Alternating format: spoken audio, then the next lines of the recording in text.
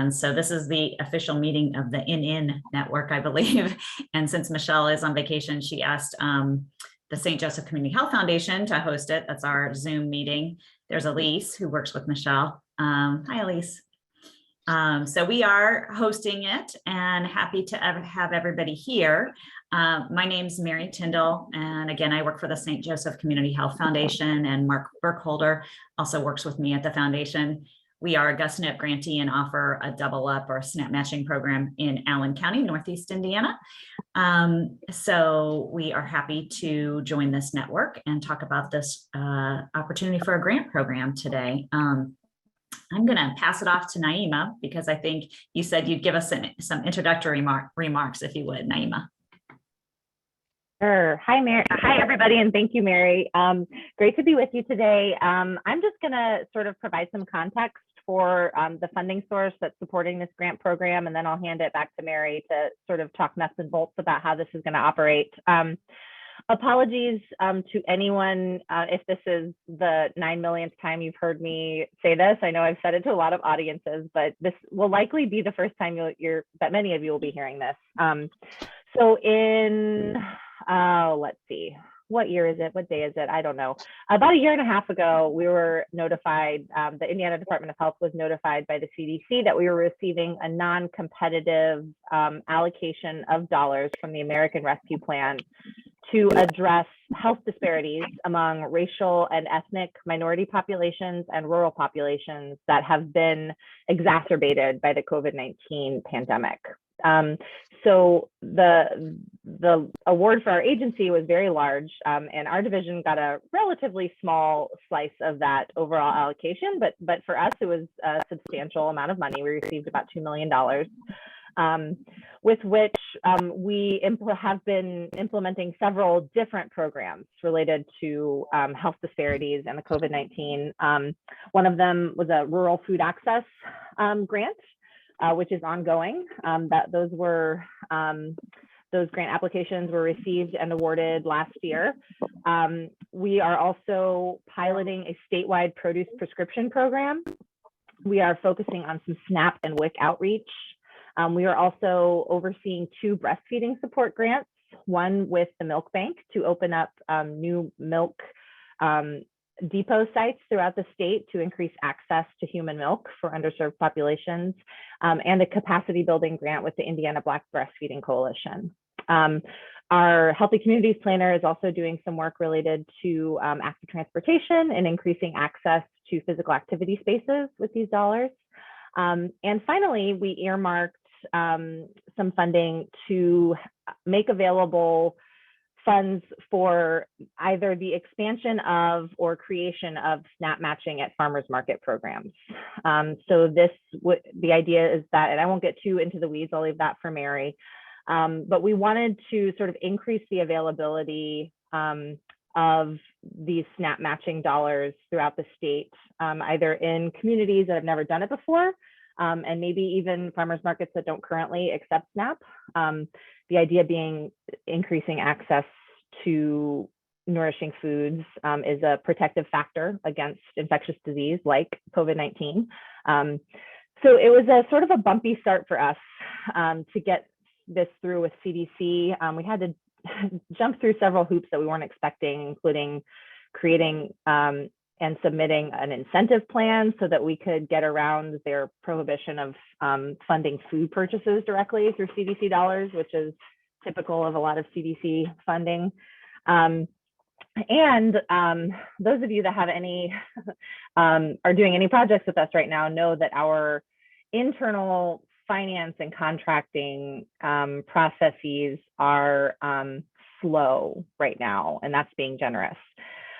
So working with our wonderful partners at St. Joe, and Michelle, of course, is a huge instrumental player in this, but we have decided to award the full amount of this grant to the St. Joseph Community Foundation to actually be the administrators of the grant funding.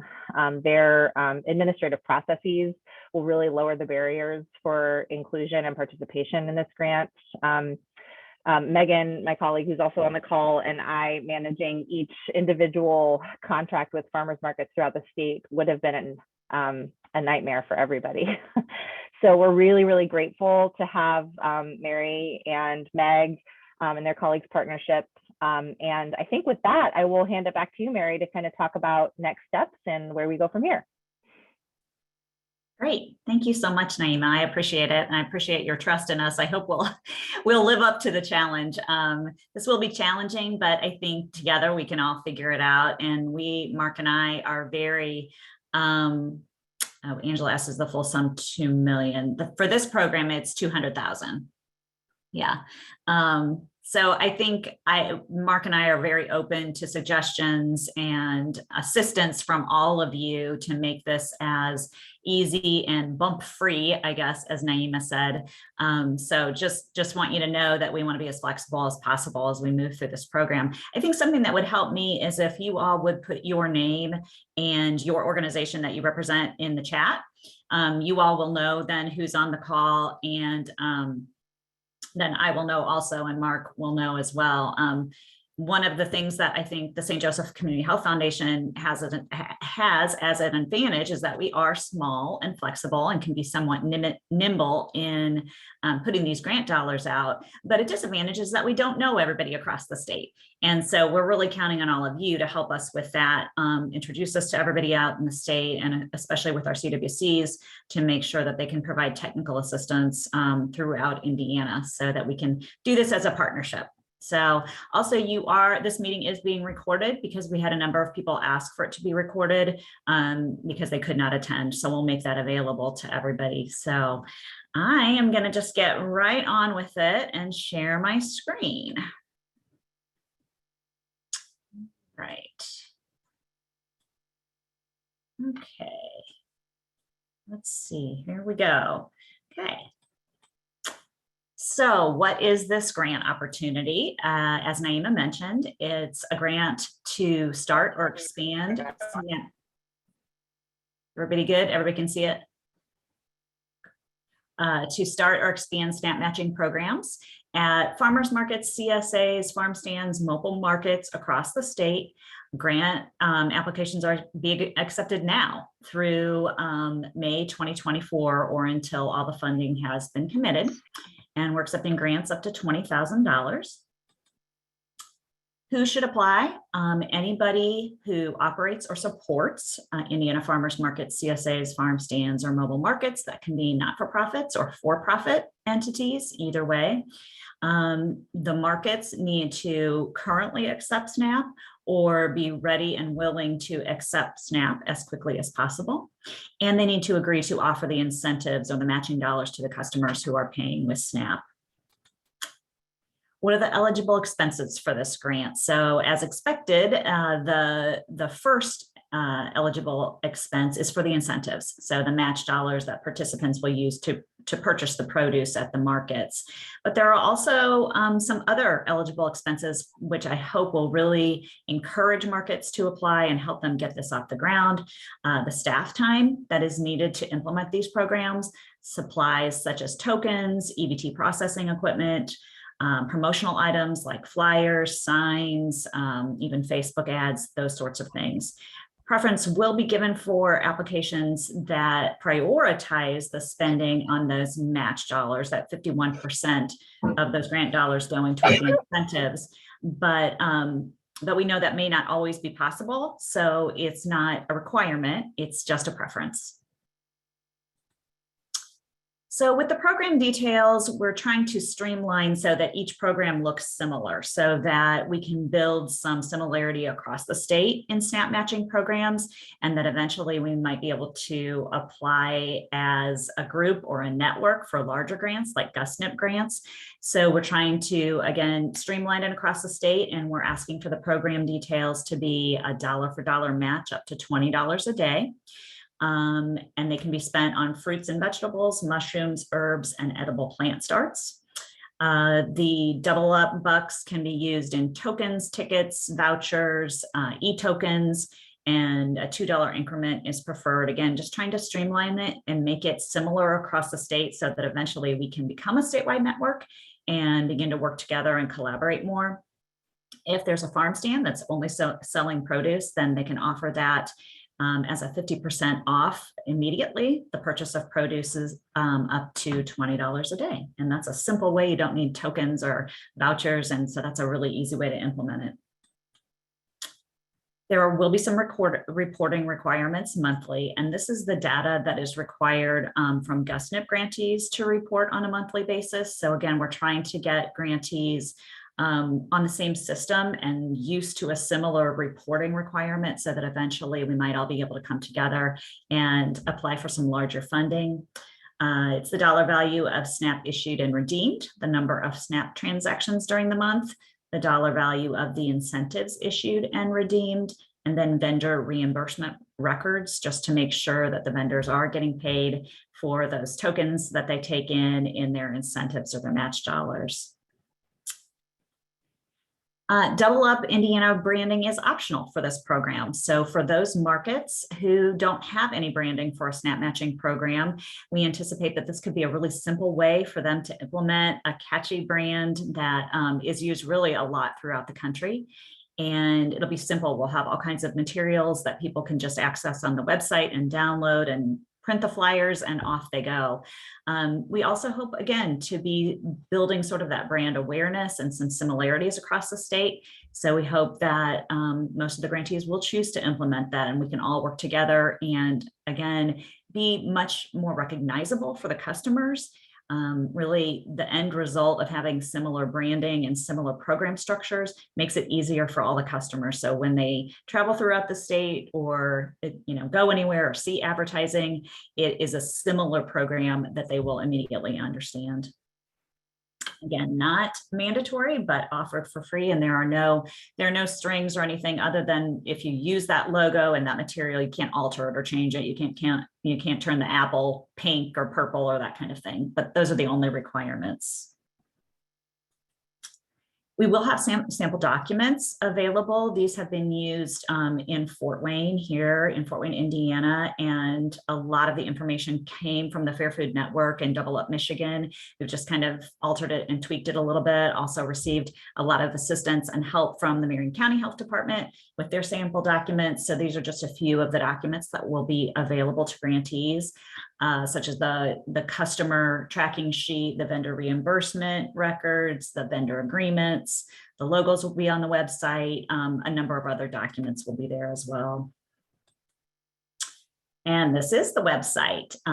So there is a grants tab on the website now, and you can find the grant guidelines as well as the application and links to ask questions or to get help. So this is all up on doubleupindiana.org.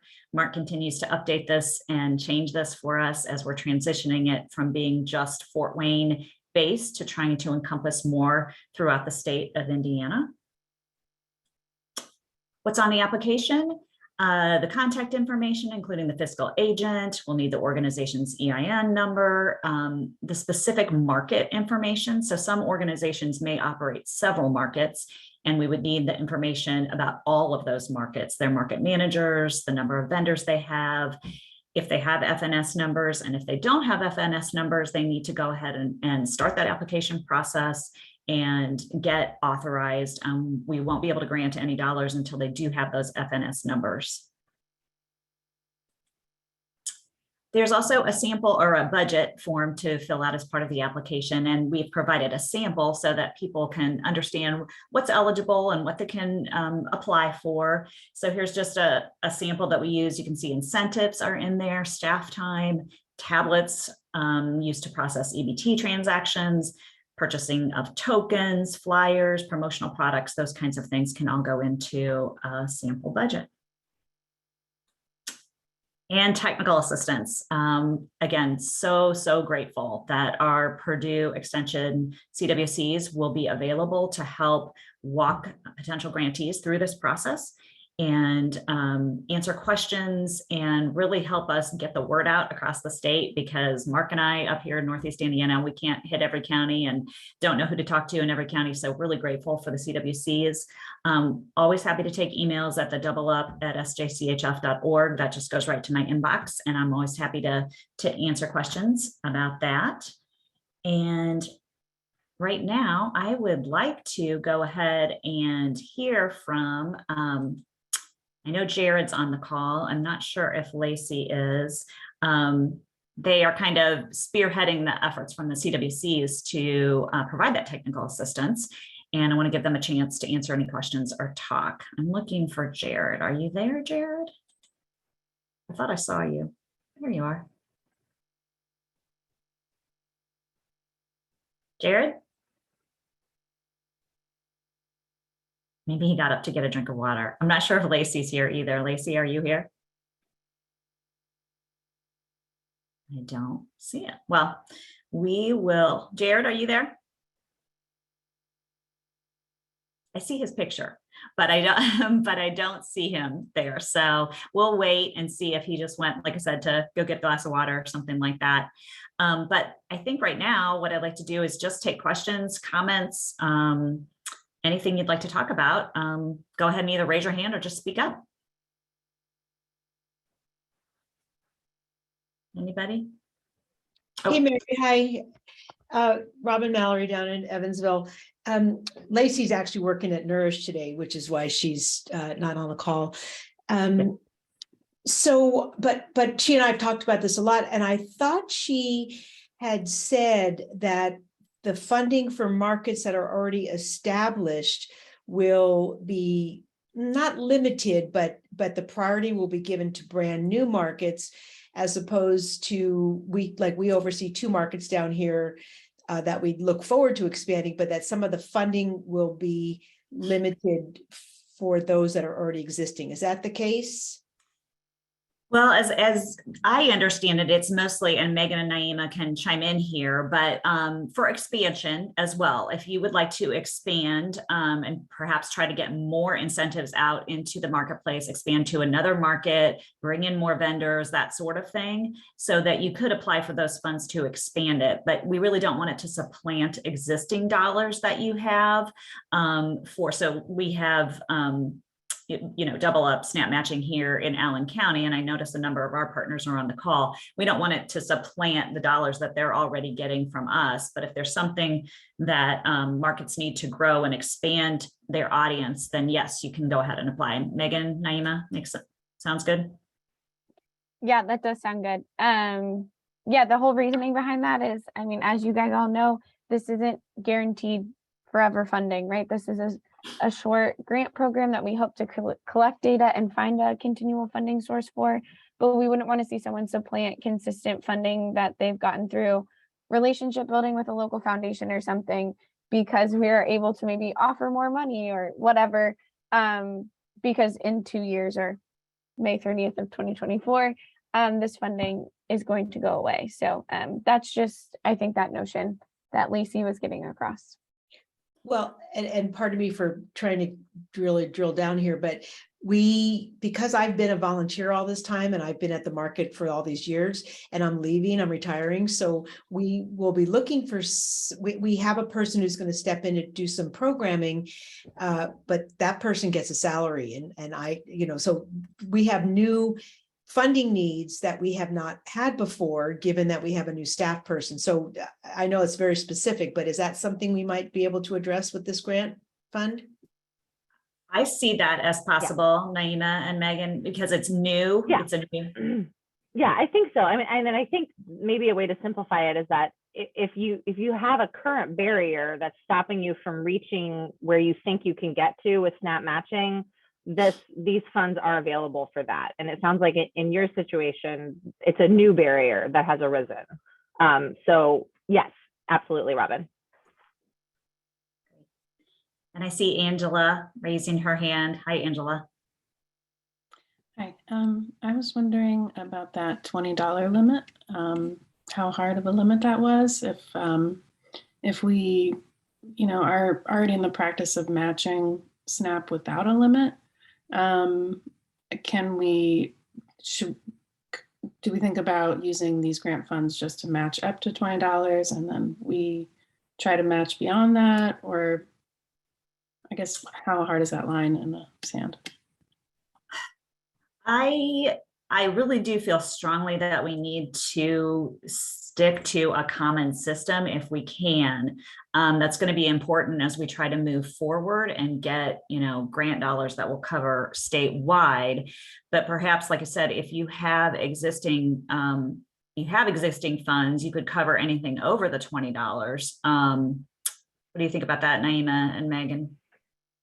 I don't know. I mean, I feel less married to having to have an upper limit in this first iteration of this grant, because but I think it's like, a lot of this is going to be something that we will sort of consider on a case-by-case basis. What we want to do is to get funding to people to start or expand programs with as little barriers as possible. So if you look over the application and you say, hey, we're really interested in this, but we're identifying maybe a barrier for us because of that, like, we want to talk to you and work with you and understand what that looks like. So Angela, I wouldn't say that it's a super hard. I do think, Megan, that we might have to look back at our incentive plan and look at the language that's in there just to make sure. That is the language we put in the incentive plan. It's $20. Yeah, because that was CDC's request. That we have a dollar amount. Yes. Okay. So again, though, I mean, like, let's talk about the barriers as they arise. If it's I think we're interested in learning more. And my experience with federal grantors is they're actually like way more amenable to specific requests than you might think. So if we reach out to them and say, hey, we would like to alter this a little bit because this is what we're finding, I think that that's possible. Great. And I do think moving forward, if we become part of a statewide network that operates together under one grant, we will find that we will need to set some of those barriers. But yeah, currently that isn't necessarily so. So let's see, Virginia, I see your hand. Yeah, more clarifying questions about the $20 a day number. Is that $20 a day per market, per client, or in the case of organizations that support more than one market, is that like per organization? It would be per client at that market. Honestly, there will be no way for other markets to go and communicate. At this point, you're not going to know if you have somebody at one market that goes and shops and then 2 hours later goes and shops at another market. You're just not going to know that. So it's just at that individual market on that individual day. Okay. Per client Okay. or EBT card, really. Okay. You really don't want, you can't really have somebody, because we have had this happen, hand their EBT card over to their spouse or somebody else. It's really about the card. Okay, thank you. That's helpful. Yep. And Becky. Hey there. Trying to lower my hand. So I had 2 questions. Is it okay if a for-profit farmers market applies? Absolutely. And if we have several farmers markets in the county, but there's not one organization, it's just several, should we work on getting applications from each farmers markets versus one? I mean, if they can collaborate, that would be exceptional, because I think they would have, more power in doing that in terms of marketing. And I mean, then people could possibly take those double up tokens between your markets, the 3 that you have or whatever. But I know that's often not realistic. So they can apply individually if that's not possible. I'll just interject here. Each of those markets are also going to have their own FNS number. Yep. For sure. Yep. And just to clarify on that, just so you know, with tokens, the SNAP tokens would only be able to be used at the market they're purchased at, but the incentive token then could be used across the county, which I think would be, a good benefit. Yeah, I mean, that would be really amazing for our county to be able to do that. We don't even have that here in Fort Wayne, which, would be great, but in Marion County, they do with Elise. And so that is just so beneficial for the customer, and that's really who we're trying to reach, is the customer. But I know sometimes the systems just aren't in place at the market management level. Someday, maybe we'll get there as a whole state and they can use their double up tokens across the whole state anywhere, which would be wonderful. So another question to that point, we allow our SNAP and double bucks vouchers currently to be used at either at the two markets. We didn't intend to do it that way, but beyond our control, because we have a Wednesday market and a Saturday market. So we don't mark them, Market on Main or Franklin Street Bazaar. We just give the year. And we have found that people do go back and forth to either of the two markets. We haven't tried to stop that, but did I just hear you say that would, so are we going to print our 2023 vouchers to say specifically which of the markets it's for? So you have the same accounting system, is that right? Right. We have two different FNS numbers, but each one has their own daily market sheet, but then that all gets put into the same big spreadsheet. Yeah. Yep.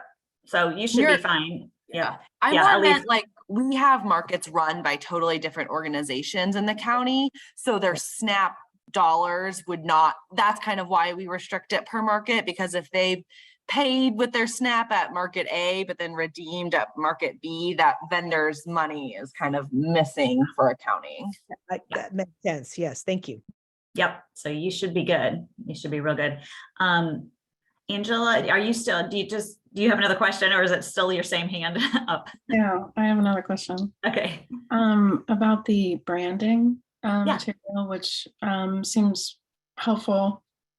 My concern is that it specifies fruits and veggies on it when SNAP can be used for more additional products at the market. Is that reflective of what the grant funds, like can they only be used on fruit and veggie purchases, or like, I don't know, I'm confused Right. with that. So the matching dollars, the double up tokens, if you will, or if you call them, produce perk tokens or whatever, fresh buck tokens, those can only be used on fruits and vegetables, edible plant starts, herbs, and mushrooms.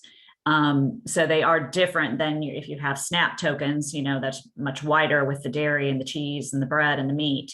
But these double up incentives, or whatever you call them, incentives, are only for those fresh products. Did that answer the question? Was that right? Yeah, it answered my question. It is a bit concerning Okay. for, I think, our market where we want to match the SNAP dollars for anything that's SNAP eligible. So we'd have to think through how to, if we were to get some of this grant funding, how to negotiate that. Provide. So, right. So why, I see Joellen asking why limit the other categories. So a lot of nutrition incentives like the SNAP matching programs are funded by GusNIP, the USDA GusNIP, and they always limit those purchases because they are trying to incentivize the consumption and the purchase of the fresh fruits and vegetables with these. So again, that's why limiting that is just, the additional incentive for the fruits and vegetables. I think Elise just put that in from the Nutrition Incentive Hub about GusNIP dollars. So that is that reason. And that could present a challenge for your market. So I guess you'll have to think through how you want to do that, or operate something a little separate or differently. Yeah, I don't have a good answer for you on that, but I think with our dollars, you would need to separate that about what they can spend that on.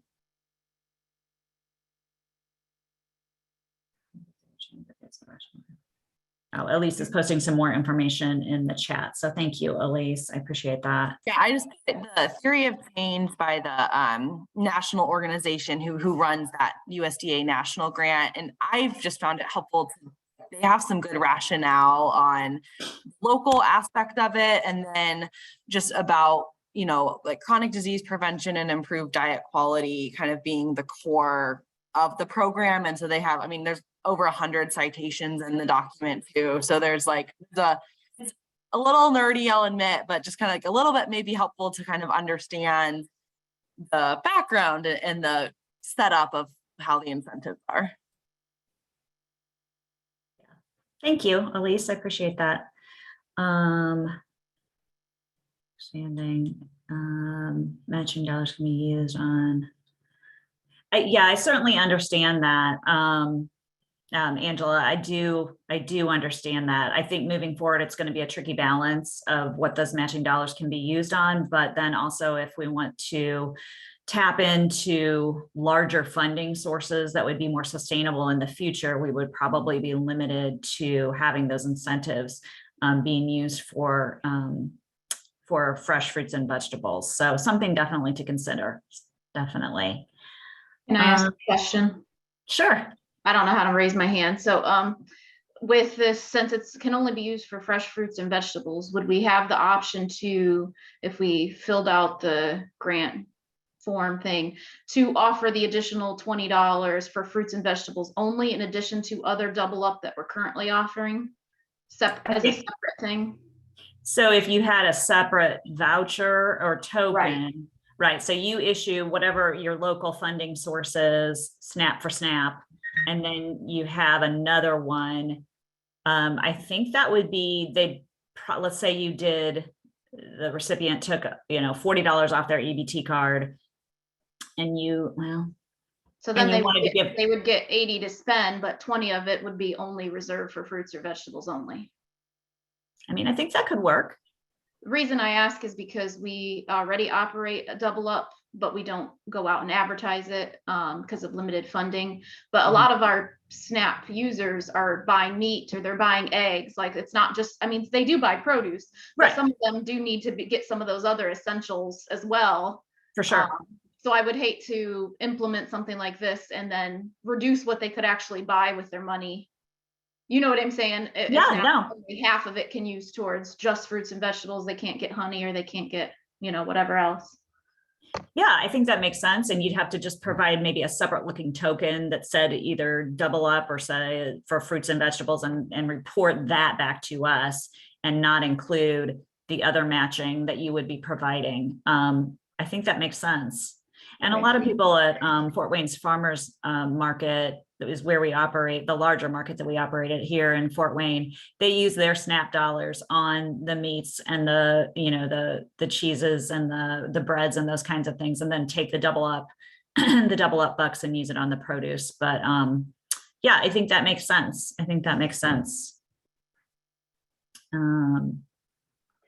do want to just chime in also, Mary, and we can sort of connect on this offline and figure out how to navigate it. But because this is not a funding source that's coming through GusNIP, we didn't actually specify fruits and vegetables only in our incentive plan.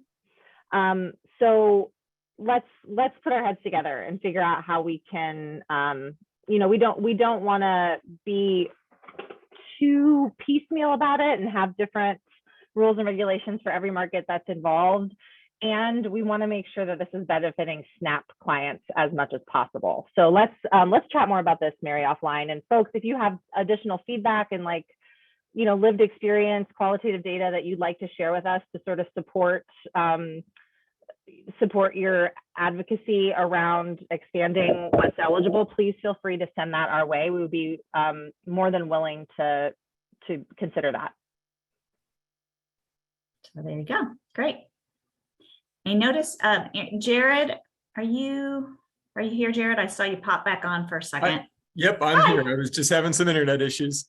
Oh, got it. Great. Well, did you have anything that you wanted to add about support from the CWCs? Absolutely. Yeah. So Purdue Extension, we have the nutrition education program. And as a part of that, we have community wellness coordinators that are spread across the state. We have several of them on this call right now even.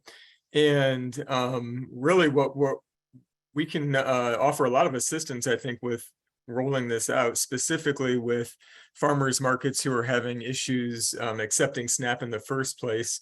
So that being one of the initial barriers to being a part of this program.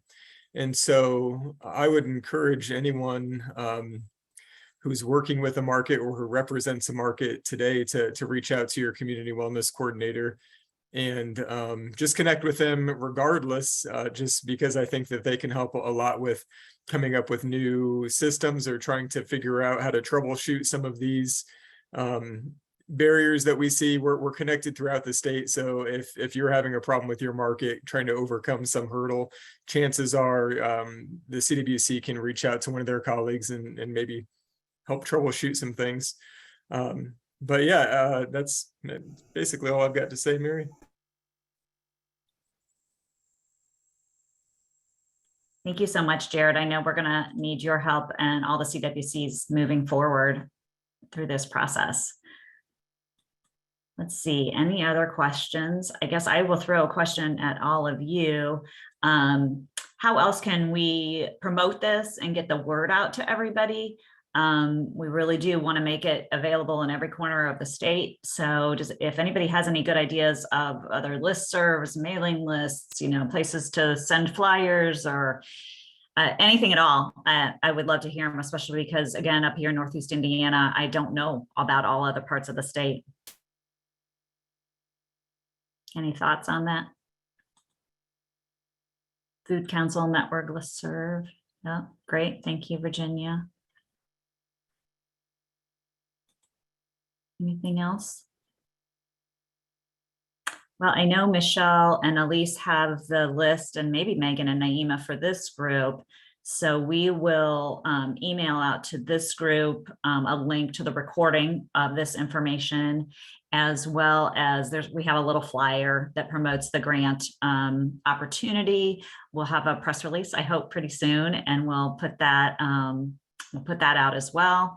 And I think any opportunity that you all can think of, yeah, SNAC website, newsletter, apps, absolutely fantastic.